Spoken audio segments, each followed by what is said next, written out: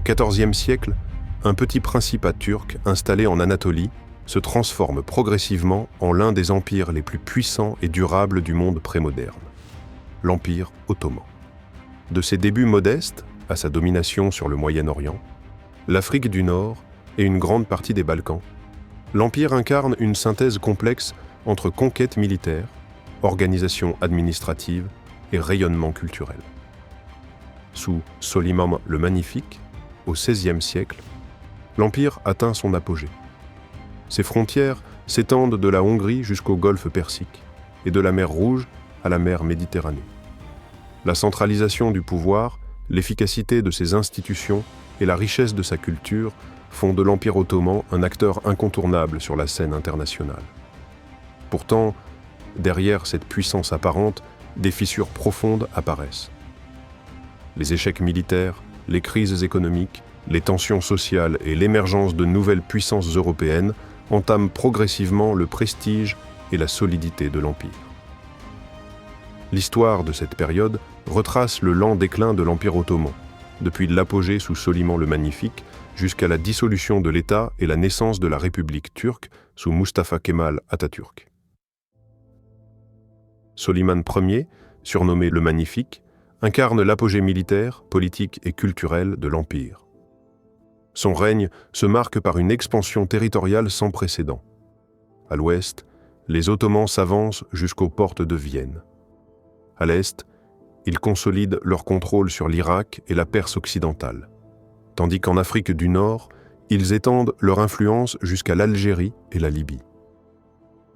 L'organisation interne de l'Empire se distingue par son efficacité. Le pouvoir central repose sur le sultan et ses vizirs, assistés par un corps administratif structuré et discipliné. Les janissaires, corps d'élite de l'armée, garantissent la puissance militaire et la loyauté envers le trône. Le système des milettes intègre les communautés non musulmanes, leur conférant une autonomie juridique et religieuse relative tout en maintenant leur subordination à l'État. La culture prospère sous Soliman. L'architecture se développe avec des constructions emblématiques comme la mosquée Süleymani à Istanbul.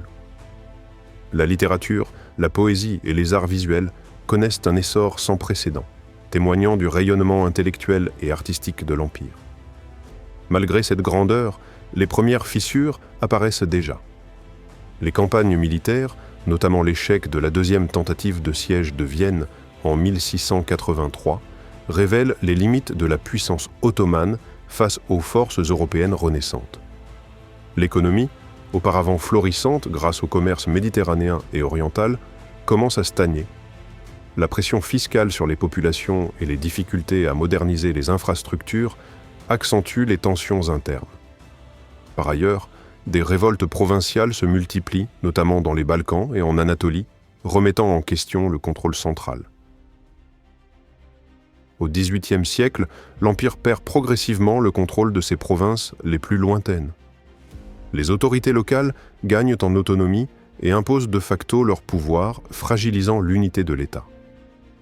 La corruption au sein de l'administration, combinée à une bureaucratie souvent inefficace, affaiblit la capacité du sultan à gouverner. Les pressions des puissances européennes, qui considèrent l'Empire comme une cible vulnérable, accentuent cette fragilité. Les Ottomans s'engagent dans une série de conflits dévastateurs avec leurs voisins. Les guerres russo-ottomanes et austro-ottomanes entraînent des pertes territoriales significatives. Le traité de Karlowitz, en 1699, et les accords successifs imposent au sultan des conditions humiliantes, réduisant son influence en Europe centrale et orientale. L'Empire devient progressivement dépendant des Européens, tant sur le plan économique que diplomatique, amorçant un processus de vassalisation progressive. Pour contrer cette érosion, plusieurs réformes se mettent en œuvre. Sélim III, à la fin du XVIIIe siècle, tente de moderniser l'armée avec le programme du Nizam-i Sedid, introduisant des techniques et des structures inspirées des modèles européens. Au XIXe siècle, la période du Tanzimat marque un effort de réforme systématique. Les sultans modernisent l'administration, instaurent de l'égalité juridique pour tous les sujets et réforme le système fiscal et éducatif. Cependant, ces réformes rencontrent une résistance interne, notamment de la part des élites conservatrices et des corps militaires traditionnels, limitant leur efficacité. Au XIXe siècle, l'Empire ottoman devient le malade de l'Europe. Il perd progressivement la Grèce, les Balkans et certaines provinces arabes. La montée des nationalismes ethniques et religieux fragilise l'unité impériale. Les populations grecques, serbes, bulgares et arméniennes revendiquent leur indépendance ou leur autonomie. Les pressions coloniales et diplomatiques des grandes puissances européennes, notamment la Russie et la Grande-Bretagne, accentuent encore la vulnérabilité ottomane. À la fin du XIXe siècle et au début du XXe siècle, le mouvement des jeunes Turcs émerge comme une force politique majeure. Il vise à restaurer la Constitution de 1876 et à moderniser l'Empire. Le coup d'État de 1908 marque un tournant. La monarchie devient constitutionnelle et la centralisation se renforce. Cependant, les réformes des jeunes Turcs, centrées sur la turquification de l'État et la modernisation administrative, peinent à résoudre les tensions ethniques et sociales. L'Empire, bien que réformé, reste fragile et menacé par la montée des nationalismes et les ambitions étrangères. L'entrée de l'Empire ottoman dans la Première Guerre mondiale aux côtés de l'Allemagne marque le début de sa fin. Les campagnes militaires sur plusieurs fronts, du Caucase à la Mésopotamie, en passant par Gallipoli, entraînent des pertes humaines et matérielles considérables. L'économie, déjà affaiblie, est mise à rude épreuve.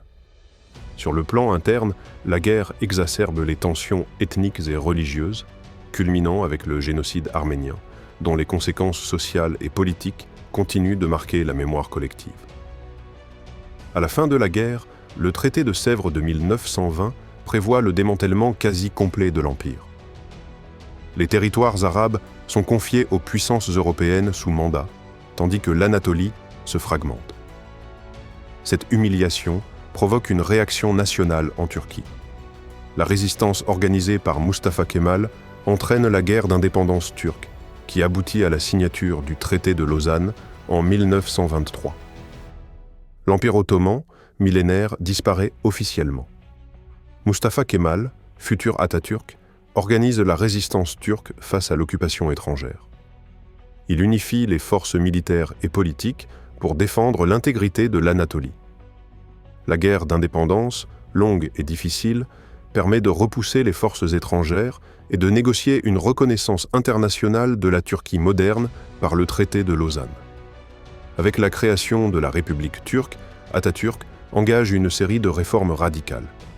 Le califat est aboli, l'État se centralise et la modernisation politique, sociale et culturelle devient une priorité.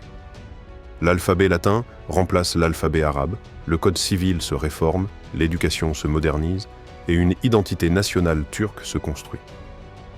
Ces mesures symbolisent la rupture définitive avec l'Empire ottoman et l'avènement d'un État moderne, laïque et centralisé, orienté vers l'Europe. L'histoire de l'Empire ottoman, de Soliman le Magnifique à la République d'Atatürk, montre un empire qui atteint des sommets inégalés avant de s'effriter sous l'effet des crises internes, des pressions externes et de l'incapacité à s'adapter pleinement aux transformations du monde moderne. L'Empire ottoman laisse un héritage durable, un carrefour culturel et religieux, des structures administratives complexes et un modèle de coexistence communautaire, tout en montrant les limites de la centralisation face aux dynamiques de changement et de modernisation. De la gloire impériale aux réformes radicales d'Atatürk, cette période illustre la transformation profonde du monde musulman et européen et la manière dont un empire millénaire se réinvente sous une forme entièrement nouvelle, inaugurant le XXe siècle avec la naissance d'une Turquie moderne et souveraine. Merci beaucoup d'avoir regardé la vidéo.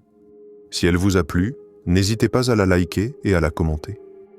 Vous pouvez également vous abonner à la chaîne pour ne pas louper la suite, et moi je vous dis à très vite pour une prochaine vidéo.